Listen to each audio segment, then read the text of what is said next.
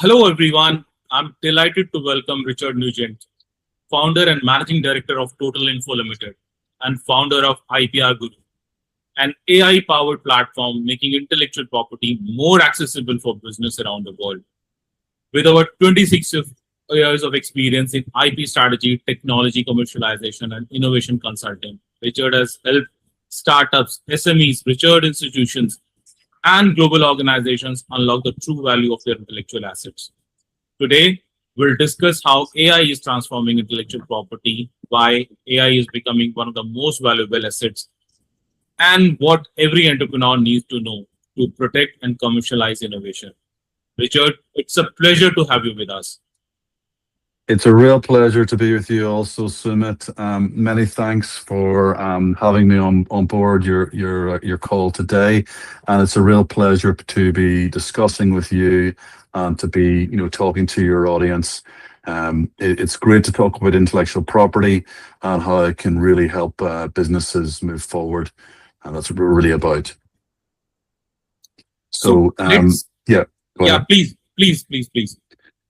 Yeah, so just to give you some background, you've given me a very kind introduction there. You're right. I've been at this business since 2000, I guess 2001, that sort of time frame, and both in contracts and in intellectual property, and they tie very nicely together. And really, what I've found is that intellectual property, rather than of as a nice legal right. It's more than that. It is a tool to help businesses excel and to flourish. And that's really how I like to think about IP as a tool rather than as a certificate on the wall. And that way we can really help people make the most of all the great innovations and ideas they have. That's great. That's very good point of view. Maybe we can begin from how you get into the IP domain and what motivated you to work in the intellectual property. Yes. Well, thank you. So I guess what motivated me was I'd always had an interest in technology, particularly computer technology. Growing up, I was coding basic programs along many years ago, like basic databases in, I guess, the 80s. And that was great fun, when I was at school. And then later on, I sort of changed, path and then moved into law. And I was in the legal space. I found that, whilst I really liked helping people get results with their contracts, with intellectual property, it allowed me to bring together both my interest in, using legal tools, plus in a business sense, plus also my interest in not just computer technology, but actually all forms of technology. I guess I'm really just interested in science and technology and the vast, changes and improvements we're constantly seeing, and also the vast impact they can have. But not just here where I'm from I'm in Belfast in the UK, and the periphery of Western Europe. Um, not just in Europe and places like USA, but also the benefit that the technology can bring to any part of the world. That obviously includes India, but of course to many other countries as well. And for me, what I'm really interested in is helping everyone, no matter where they are in the world, access the ability to use the IP tool, because for many years that has been a thing which has been, I guess, not very accessible, perhaps because of price, perhaps because of lack of knowledge. But either way, now we're really positioned with technology being as it is, web technology and AI, that we can really get that knowledge out there and really help people move forward. So, yeah, I guess that interest in technology. And just, I mean, I definitely, when I talk to innovators, I fascinated by what they do. It's a real pleasure, but to listen to the variety of innovations that they have, and to they're always so interesting. What they're up to, how they're doing it. I was talking to a gentleman this morning. He's got a new type of chocolate that he's got. And that's obviously a food innovation. But equally, you could be talking to someone in biotech or green engineering. Fascinating. Aerospace. How they make plane wings to not freeze and fall off. So many different areas. Yeah, I love that. I nerd out on that, I suppose. Yeah.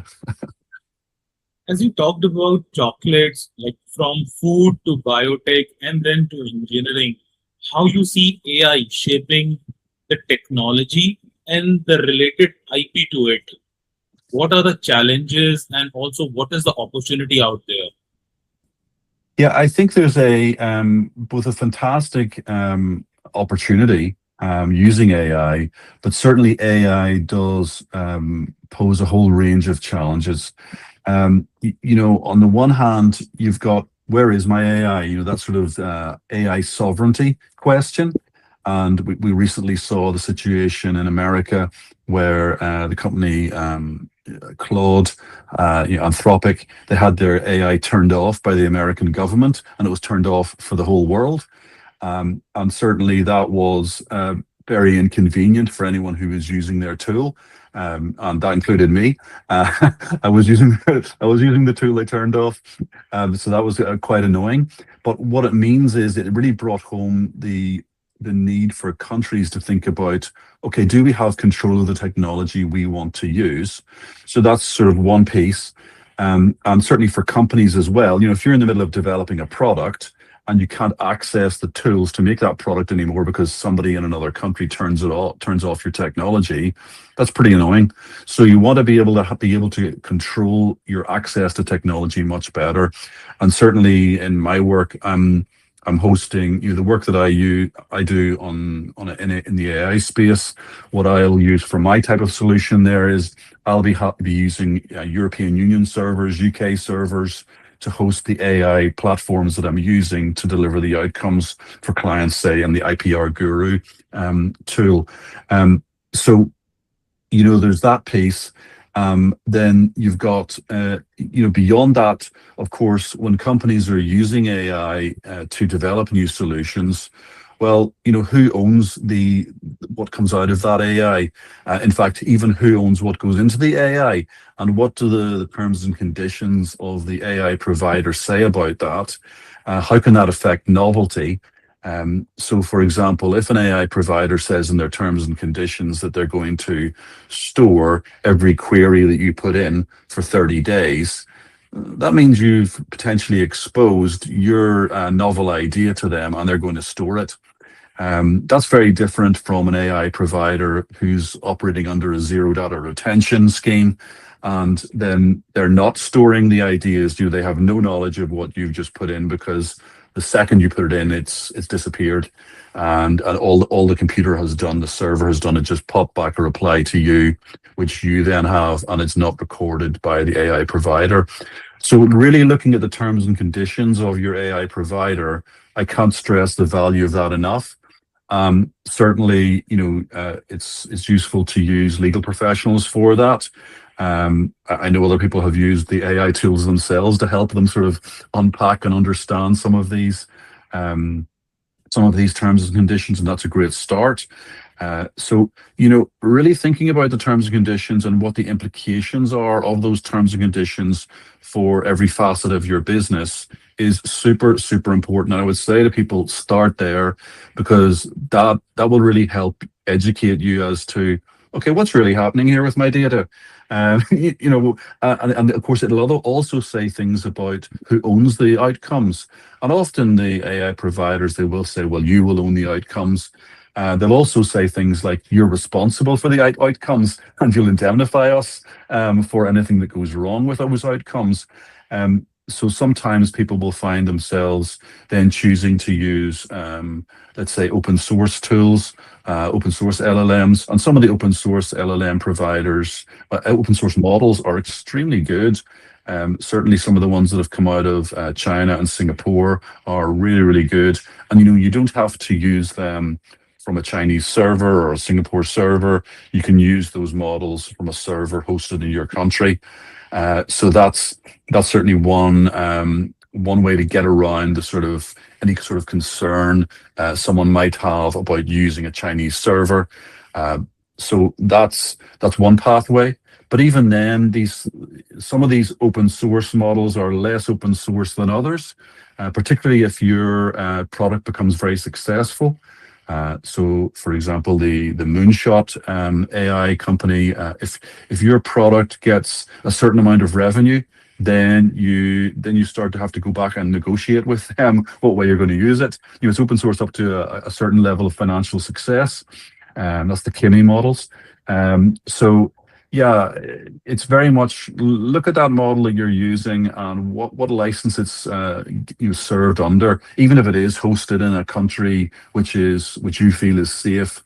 But then I guess the other thing to think about is, well, what opportunities can it provide me and my company, and what ways can I use the AI in my business? And certainly you can use AI to develop a phenomenal amount of learning across the data that your business might own.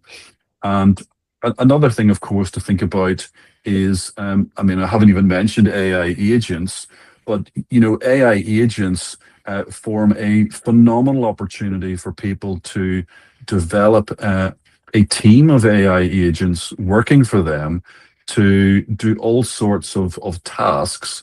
And those tasks and those agents can talk to each other.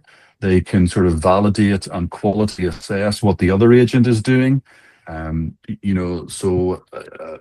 a tool I'm using, it's audit.ipr.guru. And using that tool, I'm using dozens of agents, and they're all doing different things, and they all have different instructions and different jobs to do. Some would be quality assessing type, agents. Others have different types of tasks. So, there's a whole different series of ways you can use AI agents in your business, and even internally, not just for a sort of a customer-facing product, but even internally, think about how do I use the AI agents just in my business to maybe help me write a report for my manager better. You can use it in a very simple way. And some of the other tools will even have features already built into some of the tools already. So there's so much potential with AI. I think people have caught on to the fact that yes, AI exists. I could use it in my business, but there's a certain amount of caution still as to should I use it, or for those who've really gone fast forward into AI, there's maybe a bit of a lack of caution and a lack of attention paid to some of these more nitty gritty issues. And that's like the licensing and like where's the data, where's everything happening, what's the terms and conditions is, where is it hosted, all of those sorts of issues really need to be thinking about. And how does that affect novelty if it's a patent you're thinking about? So that's just the tip of the iceberg, and I haven't even got to your website terms and conditions, what you've got to do with AI in those in those sort of situations, because every country has different laws. In the EU, there's the EU AI Act with a whole set of obligations and implications. So that has sort of ramifications for any business wanting to do business in the EU. So yeah, lots to think about. Yeah, that went on longer than I imagined, but yeah, there's so many things to consider when you're thinking about AI and building products either with or using AI. Yeah, it's fantastic to hear your views, and you talked about Anthropic, you talked about terms and conditions, and also you talked about geopolitics, America, Europe, China, servers, and all. Like, I believe it is all about weaponizing the IP, because even if it is AI, at the end of the day, it is IP. So, that's right. and this has been going on for the generations. So all the countries, they have weaponized whatever the knowledge they have produced in one way or another. If today America is doing it, they are rightly so in their own reliefs, because they are weaponizing that and they don't want to share it with other guys. So, what are your views on that? And you also touched upon IPR Guru. I believe that's the AI product solution that you have been developing since quite much of a time, and we would love to hear about the IPR Guru, what this platform is all about, and when you talk about the agentic AI, how the IPR Guru is going to change that scenario of the IP exchange, or maybe the international collaborations around it. So, would love to hear that. Okay, certainly. I'll deal with the sort of weaponization piece before I move on to the IPR.guru. So yeah, you're absolutely right. You know, there's a lot of IP with built into these tools, and in fact, you know, these tools and the companies using these tools and developing these tools are very keen to hoover up IP as much as they can. You know, even if you go and work for one of these companies, they'll try and hoover up IP that you had in your mind before you even worked for them, which is just ridiculous. I looked at some terms like that recently from a company called Mercor. I was sort of horrified by the terms. But you know, when we think to weaponization, you know, it's very connected to data sovereignty, and it's also connected to things like export licensing laws and regulations. And you know, in the past, and so this is not the first time this sort of thing has happened.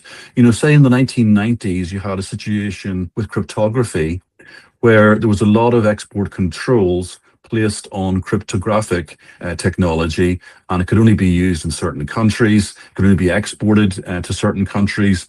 And if you were a customer or dealing with someone who provided cryptography, then you couldn't let that technology be used in country X, whatever those countries were. They tended to be, well, a fairly small list of complex countries, it's fair to say. But you know, you'll certainly find about at least 10 countries on that complex list right now, and that's a reasonable amount of countries. If you know, so it's nonetheless it's and it will change from time to time. But I think you'll see countries definitely wanting to use this. I mean, what we saw with Anthropic is they allowed like about 200 US businesses to use the technology for safety, and nobody else. But equally, you know, they were saying that. In fact, this morning I even got I was doing some development on the the audit tool, and I actually got a cybersecurity notification from Anthropic. They said that whatever I'd asked them to do, which I hadn't asked them to do anything strange or startling. Actually, I was trying to get the app to do something which was making the app secure. I wasn't trying to do it so I could hack somebody's site, but nonetheless, I got a cybersecurity notification as if I was some sort of, you know, black hat hacker, which was, you know, but it was an example of the types of weaponization and the types of restrictions being placed on non-US entities. So, you know, if that can happen to someone who's doing something extremely innocent, then what's it like in other situations, and what's it like in countries which are more complex? So we're definitely going to find this, and we're seeing now, you know, different countries across the world, they're investing more in their own IP solution, in IP to generate their own AI. Recently, in Europe, there was a lot of money put into. The European Commission have just provided a lot of support to an AI company. It wasn't Mistral; it was another company whose name escapes me. I'd never heard of them before. And then in Africa, even you're finding, you know, places like Kenya putting, you know, $1 billion or more into AI solutions. So you know, there's a lot going on to really create this data sovereignty so that people have access. And certainly we've seen it in UAE for many years, the technical innovation guys in UAE, they've got some, you know, great things going in. I'm not familiar with what they have in India, but I'm sure there's something really cool going on there in terms of your data sovereignty and really ensuring that, you know, India has the tools to do what it needs to do. And I think that's important. I mean, countries should have the tools to do what they need to do for their citizens. So it's a little bit sad when something like this becomes a weapon, but on the flip side, I can see the argument. You know, there are some dangers. There's no doubt, and we don't want people to misuse the technology, and to sort of have, you know, unfortunate ends and unfortunate outcomes. Now, if we come to if we sort of move away from that, how I've been using AI quite a bit over the past year, I've been developing a tool which is available at, it's actually on a subdomain. It's called audit.ipr.guru. The guru is the domain type, in the same way as .com. The IPR.guru itself, the main sort of web page isn't developed at the moment, but the audit.ipr.guru is where the core site is. And that is a tool to enable people to access IP audits. And I've done a lot of IP audits. I mean, I've done so much in the IP space. You know, I've done hundreds of different sort of IP searches. I've done sort of commercialization projects, all sorts of things. But one thing I have done as well is IP audits. And I find that IP audits are a real foundation stone for IP in businesses. And you know, particularly businesses that maybe hadn't thought much about IP before. And it's a great place to start, because what an IP audit tends to do, and another phrase for an IP audit is an IP assessment. It's not like going to an accounting firm. It's an IP assessment. It's looking at the innovations you've got in your business and saying, okay, what have we got and what can we do with it? And really, from an IP sort of expert perspective, you know, doing these IP audit reports is it's a fairly time-consuming activity, because it involves you know, spending quite a bit of time with an innovator, asking a lot of questions, always the same questions pretty much, and then, you know, providing the innovator with a report, which is composed both of sort of what I would call educational content, you know, material which you've got to tell people because they might not know it. You know, some clients will know it, but some clients won't, and you can't really say in advance. So you've got to have a part of that audit which is pretty much the same. And then you're telling the client, okay, let's say in terms of this particular asset, whether it's a trademark, a copyright, or a patent, in terms of this asset right now, here's where you stand. Now, when I talk about assets, I'm not just talking about patents, trademarks, you know, designs, copyright. I'm also talking about things like data, contracts, relationships, processes. These are all types of assets in a business. And often people aren't really thinking about them as assets. So that's really part of what we're doing in the IP audit questionnaire process, which is what we do on the site. We take clients through that IP audit questionnaire process. And then following on from that, you know, a report is prepared and developed for the client, where they're then told, okay, here's your report. Here's where you stand. Here's where things stand right now with you and from what you've told us, and here's our recommendations. And we go through that for each asset, and then at the end of the report, there's a sort of a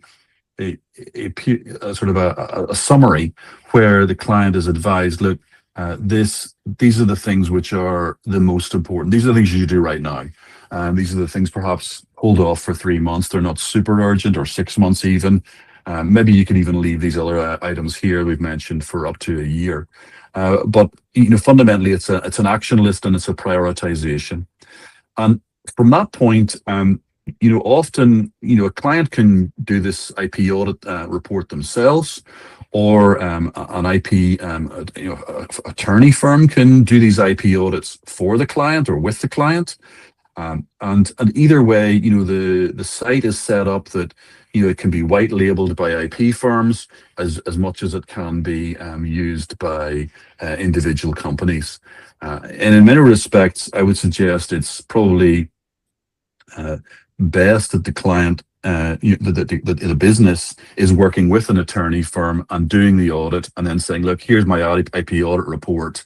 There's been some recommendations here of what to do. What do you think I should do now, or what do you think? And or the report has suggested it'd be a good idea, for example, to get a trademark. Can you help me with that? So it's not that I'm seeking to sort of rob every IP attorney in the world of their business. Not at all. In fact, what I'm wanting to do is to create a foundation stone for every business, no matter where they are in the world, to actually go and talk to someone locally and to have these conversations.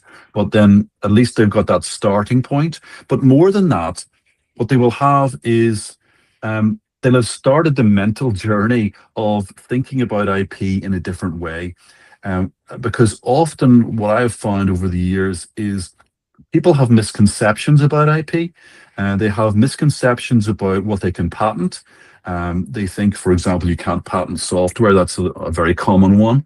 But if you saw the patent databases, you would see a different story. There's millions of patents for software. And often, of course, they don't think about IP as a tool. They think about it more of the certificate on the wall. And of course, in many countries, including India, I believe, there's often government credits in the tax system if you're using patents and generating revenue from patents. So those are other ways to use patents beyond the pure, isn't it great that we've got this protected and protected our sort of our revenue line.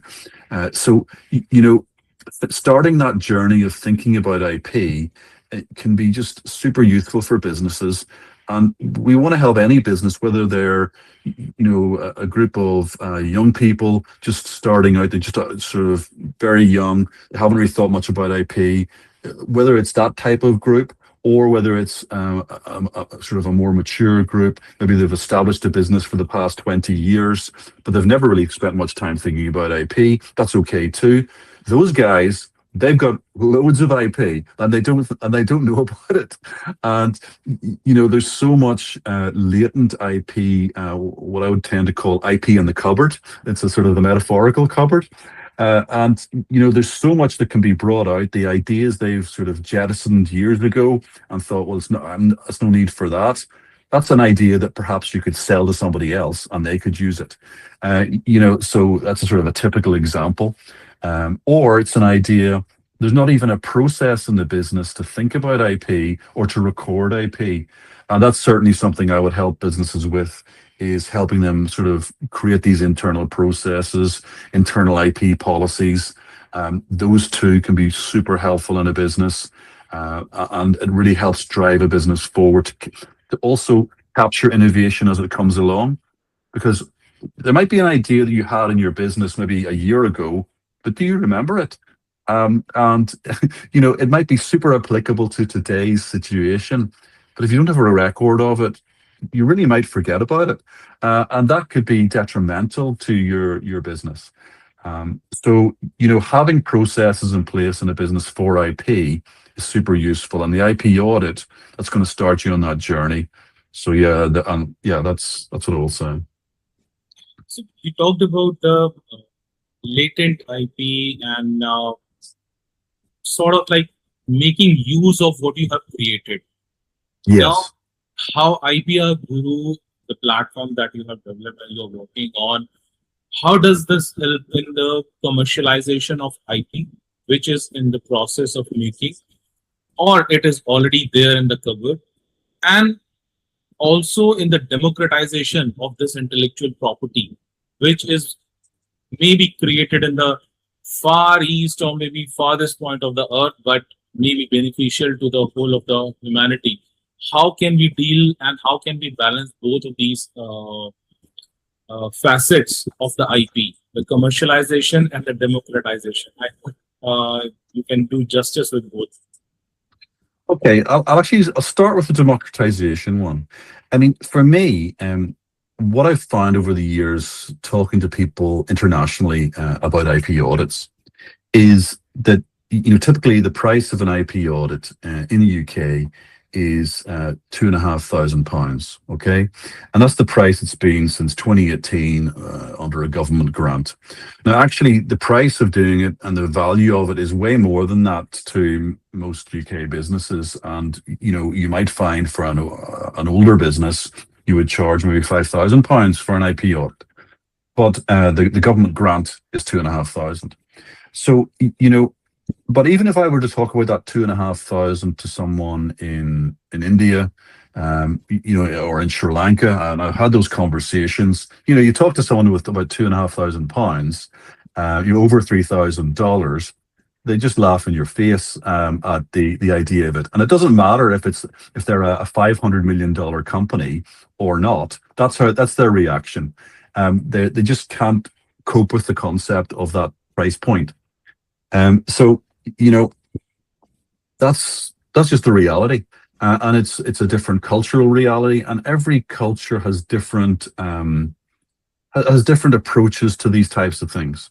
And I think it's important to respect that. That's been my experience, going around the world and traveling and talking to people about IP, is we must respect that.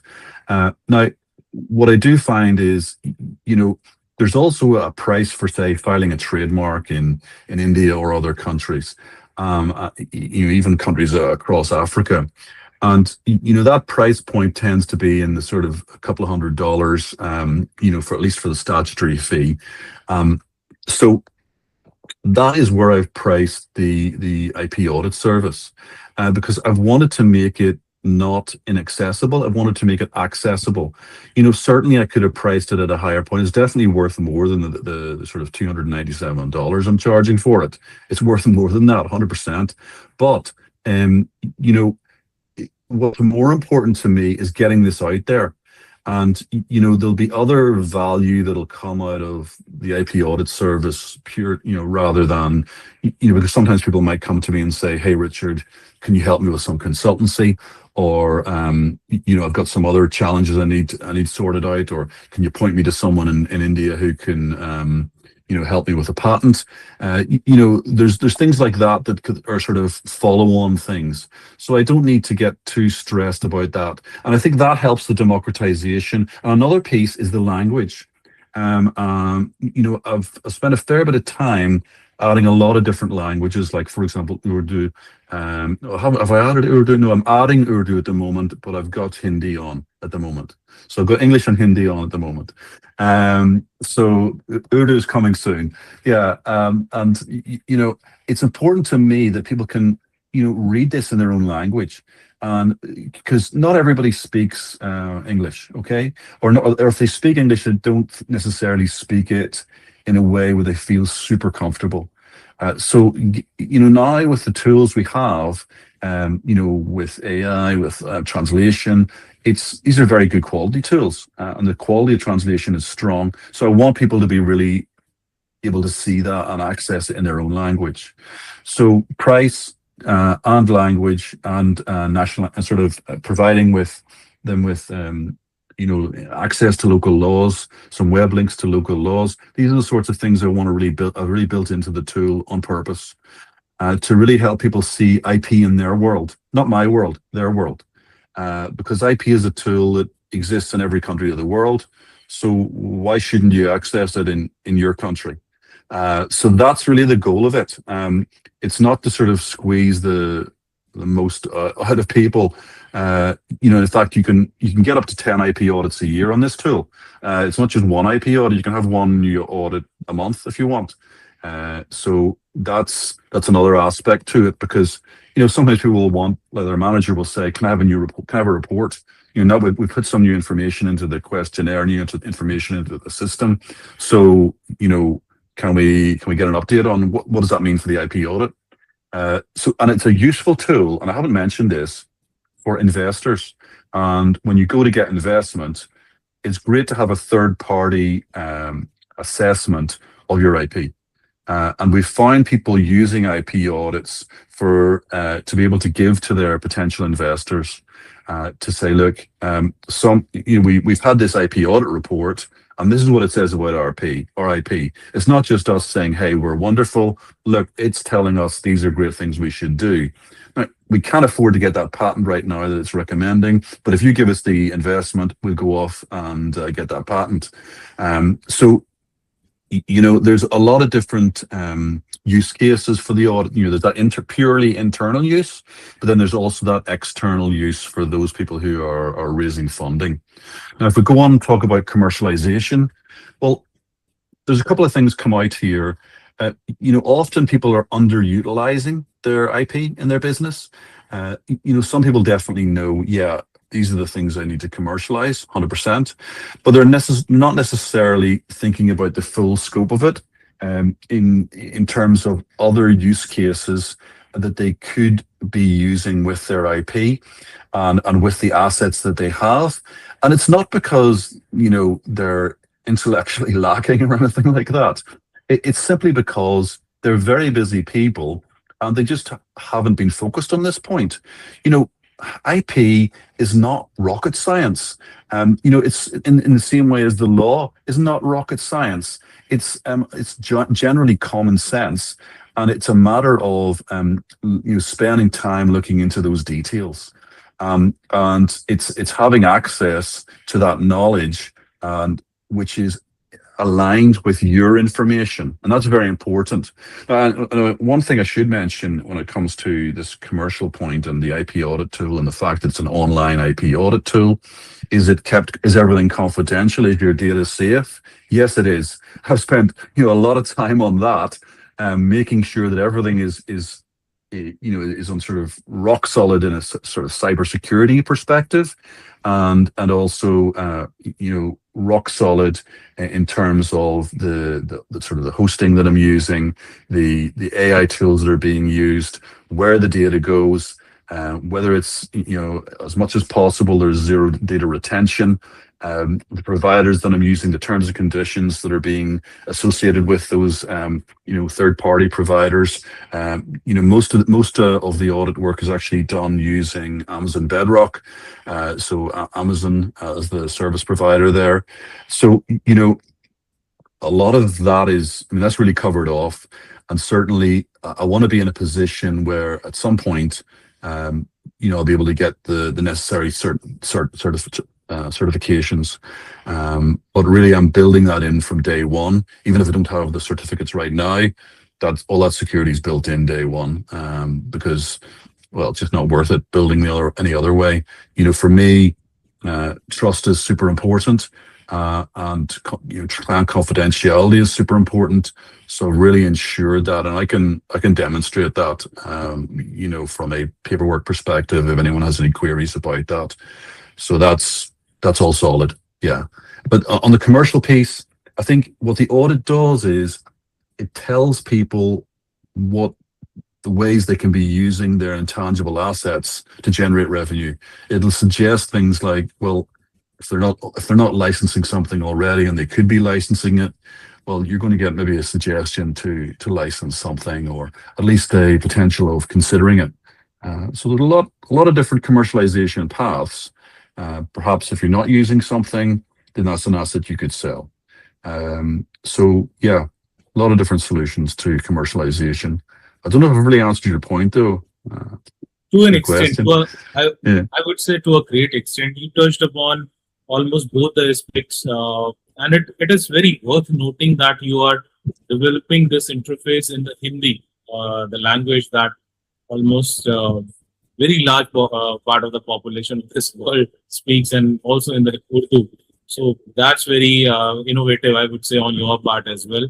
But good. Let's talk about the AI again, because you are also developing this platform, the AI, and AI is now touching whether it is manufacturing, services, food, any industry you pick up. So from the IP perspective, is IP is going to evolve first, and second is AI is going to create more of the conflict or the disputes?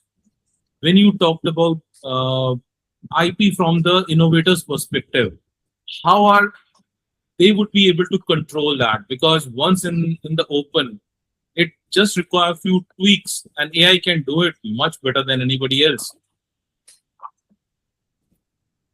Yeah. So in terms of IP evolving, I think those, I think IP, because it's a, it's a legal right. It's based on law. So the law tends to be a little bit slow to catch up. Generally, regardless of the domain of society that we're talking about, the legal systems of the world do not move at pace. Um, Certainly, in the EU, we have the AI Act. Now, I'm in Northern Ireland, so I'm not in the EU, but I am with 50 miles away from it because you've got the south of Ireland here, Republic of Ireland. Um, but and certainly the tool is built to be EU usable. So you could say yes, the EU has evolved the law a bit, and I believe that many countries around the world are in fact modeling their laws on the EU AI Act. Because I guess it's a good template to start from. So that's one way of looking at it. So you're going to see that type of evolving. I think certainly, there's definitely some interesting situations with AI and IP and how people are misusing it, and it's certainly popping up in court cases, maybe with hallucinated court cases, and whenever people are making pleadings, that's one sort of output. But for me, that's just bad practice on behalf of the lawyers involved who didn't sort of do their checks. So I think that sort of thing will go away over time. I think as to will we get new types of IP, or will AI agents be allowed to own IP or develop IP, that sort of thing. I think that could be an interesting area. I mean, if a robot, if we move it a little bit into the future, let's say you have an autonomous robot and it's working for you for the sake of argument. It doesn't have to be a physical robot. I mean, it could be a sort of virtual robot, and you've got those right now. Those types of robots, they are generating content which otherwise, if it was created by a human, would be seen as IP. However, there was a case, it's a common law case, I think it was somewhere in the US. It was to do with a monkey taking a photograph a few years back, and I think the monkey didn't get copyright. It was a great photograph it took. It was a selfie. That's definitely one to look up. But yeah, it didn't get to own the copyright. So if we, and certainly, when it comes to patents, the IP created purely with an AI isn't getting through the legal system. So there's definitely would need to be some changes there. Notwithstanding that, I think you are finding people who are using AI and using their inputs with AI to then generate outcomes which they are protecting. And I don't doubt for a second that there's a lot of that in biotech, for example, and the life sciences more generally. And whether that gets admitted to the patent examiner as AI, I don't know. I doubt that very severely. Because to be fair, though, if a human being has started the process, they've started that creative journey to get to that result. They've instructed the AI to sort of do X, Y, and Z, to sort of go off and look for something.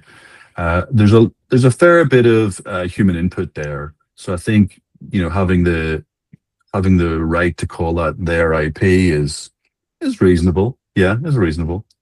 Now, is AI going to create disputes? Oh, I think it is. Yeah, and certainly it is already, isn't it? I mean, we're certainly seeing it in the visual arts already. We're seeing a lot of creators not being very happy that their their visual material and their visual art has been used, and then that's sort of popping up in, I think there was a case with Midjourney on that, a number of cases perhaps. So yeah, a lot of the visual artists, creative artists aren't happy about that. But it can go much further than that, rather than just the sort of visual arts or the creative works like authors. Uh, there's really no limit to where AI can get involved, and AI can infringe someone's rights if it's been trained on copyright protected material. Some jurisdictions of the world, they will have some level of fair use. As to the extent to which that can operate in those jurisdictions, well, I wouldn't want to comment. I'm not a US lawyer, but fundamentally, in most places, yeah, that's not going to fly. So I think it's definitely going to create disputes. I think it'll be interesting where we end up. I'd like to see some more legal certainty for people. I'd like to see some guidelines. From IP office, more IP guidelines from IP offices to make it clear to people what they can and can't do, and what will be considered as registrable IP by them personally or by the AI. I actually don't mind. I'm not against the idea of AIs owning IP, or AI agents owning IP, because most of the time those AI agents, they're going to be owned by somebody, so it doesn't really matter. It's not like the AI. I mean, okay, an AI agent can go and buy things. That's true, but that AI agent is generally owned by somebody. There's that journey of the AI agent being created starts somewhere, and it starts with a human being. I can create an AI agent which will go and buy things, maybe using some stable coin or something. It will go and buy things, it will go and create things, it will go and hire other AI agents to make things. All that is possible. You can sort of hire an AI agent to make a new website. All that's possible. And who owns the copyright then on that website? Yeah, well, I would want to work. I would want to own that copyright, or at least my business would want to own it. So I would think it's reasonable that the business does own it. Whether the law will say that, yeah, that's a different one. I think that's we're in much thinner ice on that one, thinner ice territory there. Yeah, but I don't know how the situation is in India, so I wouldn't want to comment on the Indian situation. Yeah. So, Richard, just last question, maybe one piece of advice for the startup entrepreneurs, the innovators in this AI age, and in the run up to 2040, what sort of an advice that you would give to them? So the line broke there just briefly, Sumiit. So you were saying giving startups advice up to 2040 for what, Yes. for what purpose? Any purpose? In the age of AI, how they are going to develop their IP, how they are going to protect it, how they are going to monetize it, commercialize it, from, I would say, keeping IP at the center and seeing it from the 360-degree angle. What sort of an advice you would give to the startup entrepreneurs, the innovators? Okay.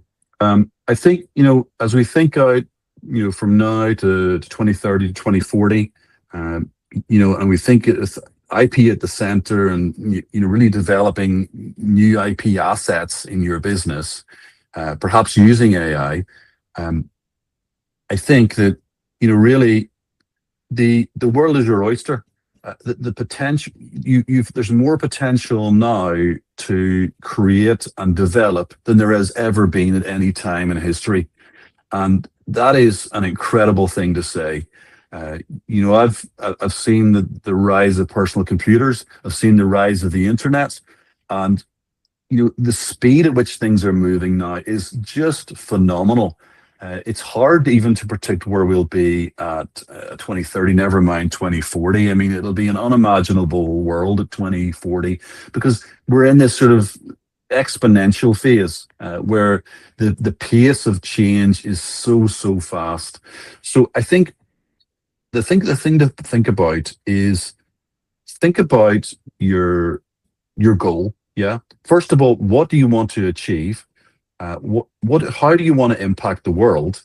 And how do you want to create assets that really empower you to create that impact?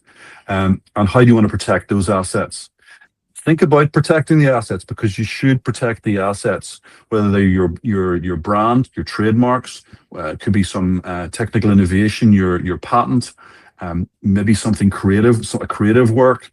Even always remembering your software in itself is a copyright material. So all of that is something you want to protect as you go along your journey. But equally, as you go along the journey, think about how am I communicating this to customers? And I think I'm a big believer in being transparent with your customers, with your clients at all time, your audience, if you want, so that they're really brought along in the journey with you, and that there's no misunderstandings in terms of what is happening and how AI is being used. Because I think that's where the problems happen, where there's a real misunderstanding. So always think about building trust in a sort of ethical way. That and don't think short term, think long term, because that way you're really going to get the outcomes that you're really looking for in the long term. Certainly have a vision. You really deploy that technology, and you will go a place you've never dreamed you can go. I mean, I really believe that. It's the AI is super powerful, and I would encourage anyone, even those who haven't used AI up to now, well, it's not too late. We're really still at the start of this AI journey. So you can start today. There's plenty of free courses online from the best universities in the world. And they're only a couple of hours long, most of them, and you can get up to speed very, very fast. And before you know it, you can be having a team of AI agents, and that might, to someone who isn't into AI, that might sound mind blowing. They could be doing that within a week, but they really could. It's that's the thing. You get up to speed and get moving extremely fast, and once you start, building your knowledge and networking with others who are in this space, you'll find that there's a lot of openness to sort of help you on your journey from others. And yeah, go for it, but certainly protect your IP, and do that IP audit. It's a good place to start. And especially once you've got a bit of IP, think about how you're just managing it. Manage your IP assets. And think about the processes you have in your business, and really build those out. And think about, and this is something I've done in my main company, Totalinfo, for many years, is I've helped companies just develop those IP assets.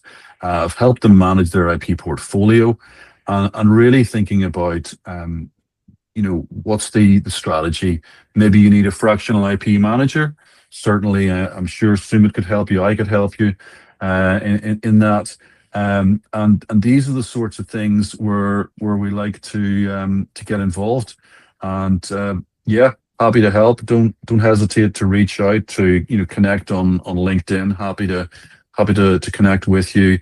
And certainly if I can help you, whether it's via Totalinfo or via my audit.ipr.guru website, more than happy to assist. Let's go. The future is bright. Yeah. Thank you, Richard. Thank you for your valuable time, thoughts, insights, and engaging discussion. It was a very pleasure connecting with you. I truly appreciate the opportunity to exchange these ideas and look forward to staying in touch. Wishing you continued success. Thank you and have a great day. You too. Thank you very much, Sumiit. It's been a real blessing speaking with you. All the best. God bless. Bye-bye. Bye.